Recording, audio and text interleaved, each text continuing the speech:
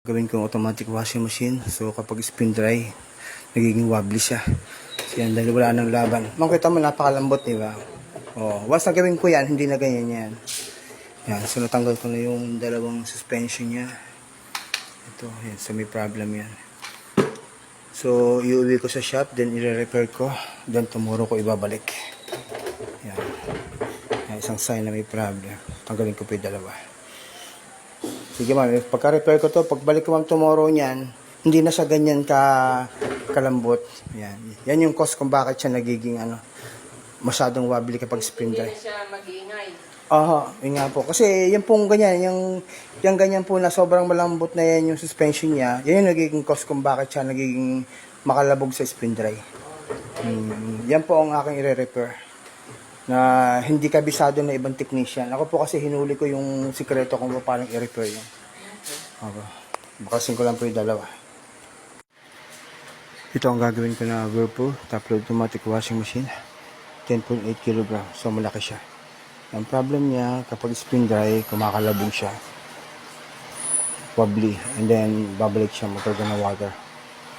So, yun. Kaya kakagay siya ng water kasi gusto niyang automatically i-arrange yung mga damit. Kasi may problem. Yun. May problem yung kanyang mga balancer. Yan ang isang sign na may problem yung balancer. Yan. Masyado na siyang wobbly. Malambot na. Wala na siyang laban. So ngayon, i-repair ko siya.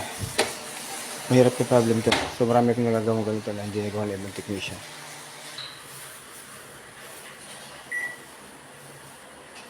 So nakalagay siya ngayon sa spin. Pag umikot siya, nakalabog siya. Wobbly. So lalo yan, wala siyang labada. Pero pag may labada na yan, mas makalabog yan.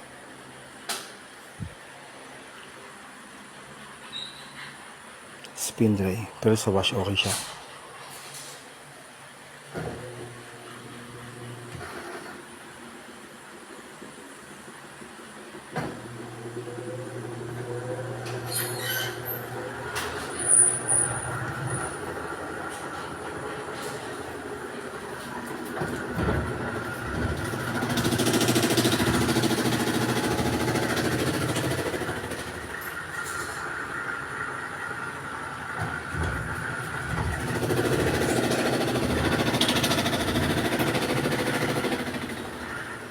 So, wala pang labadang nakalagay yan. Lalo na pag may labada yan, makalabog yan.